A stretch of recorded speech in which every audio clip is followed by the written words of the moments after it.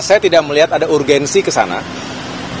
Bukan hanya karena Demokrat saat ini adalah bagian dari pemerintahan, tetapi juga saya melihat bahwa walaupun sekali kita menghormati, penghitungan masih berlangsung ya, bagaimanapun kita menunggu secara formal dan resmi oleh KPU, tetapi bisa dilihat secara rasional juga hasil penghitungan sementara terkait dengan Pilpres ini sudah menempatkan pasangan 02 Prabowo Gibran sebagai kandidat yang unggul dan jauh, unggulnya marginnya besar.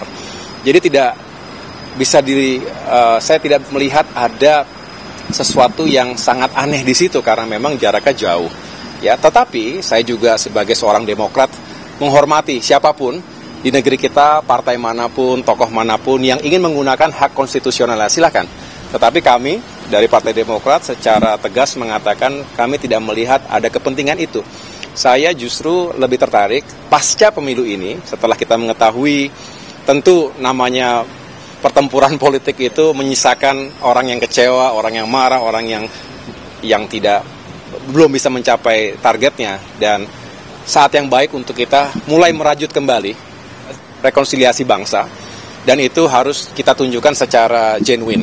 Mengapa? Karena kita ingin Indonesia tidak terlalu lama terjebak pasca pemilu ini dalam urusan-urusan yang juga tidak produktif bagi pembangunan bangsa. Kita berharap 8 bulan ini menjadi masa yang penting. Transisi kepemimpinan nasional itu harus dikawal dengan baik. Justru Demokrat bersyukur karena bisa terlibat secara langsung dalam masa transisi ini. Karena bagaimanapun ini masa yang paling penting. Saya tahu pasti Pak Presiden Jokowi telah mempersiapkan langkah-langkahnya sebelum nanti menyerahkan tongkat estafet tersebut kepada Bapak Prabowo, insya Allah ya.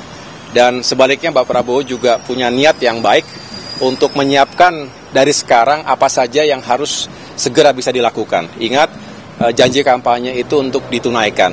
Dan ada hal-hal yang bisa segera kita capai. Ada quick wins yang harus kita juga tunjukkan kepada masyarakat, tapi juga ada yang sifatnya lebih jangka panjang. Ini juga perlu kita jelaskan karena tidak semua bisa terjadi dalam 1 bulan, 2 bulan, bahkan 1 tahun pertama. Tetapi dengan semangat yang kuat, saya rasa transisi ini bisa berjalan dengan baik dan pada akhirnya setelah Pak Jokowi, Pak Prabowo siap untuk melanjutkan itu semuanya. Ya, walaupun baru 1 hari bisa berkegiatan bersama dengan Presiden Jokowi, saya bisa merasakan langsung bahwa beliau juga ingin secara maksimal menggunakan setiap waktunya menyentuh langsung masyarakat. Seperti kemarin misalnya sebagai ilustrasi, sehari di Sulawesi Utara itu ada sejumlah kegiatan. Memang membutuhkan energi, waktu, dan juga fokus. Tidak hanya meresmikan Bendungan Lolak, tetapi juga harus diingat meresmikan itu adalah satu hal. Hal yang jauh lebih kompleks dan besar adalah bagaimana itu semua diawali, mulai perencanaannya, persiapan, eksekusinya dengan berbagai permasalahan, 7-8 tahun baru bisa diresmikan. Jadi di balik peresmian pasti ada kerja besar. Itu harus kita apresiasi. Yang kedua, meresmikan jalan daerah. Lalu ada lagi bertemu dengan masyarakat, para pelaku UMKM di kabupaten yang lain. Jadi terbang naik helikopter di Bitung kemarin, kemudian juga memeriksa gudang Bulog yang ada di sana, sekaligus juga menyapa masyarakat. Jadi cukup banyak ragam kegiatan yang dilakukan dalam perjalanan 1 hari di sebuah provinsi. Belum lagi lawatan sebelumnya di Sulawesi Selatan dan lain-lain. Jadi saya bisa merasakan bahwa memang pemimpin, saya yakin Presiden Jokowi termasuk Bapak Prabowo Subianto jika insya Allah dilantik menjadi presiden punya semangat yang sama.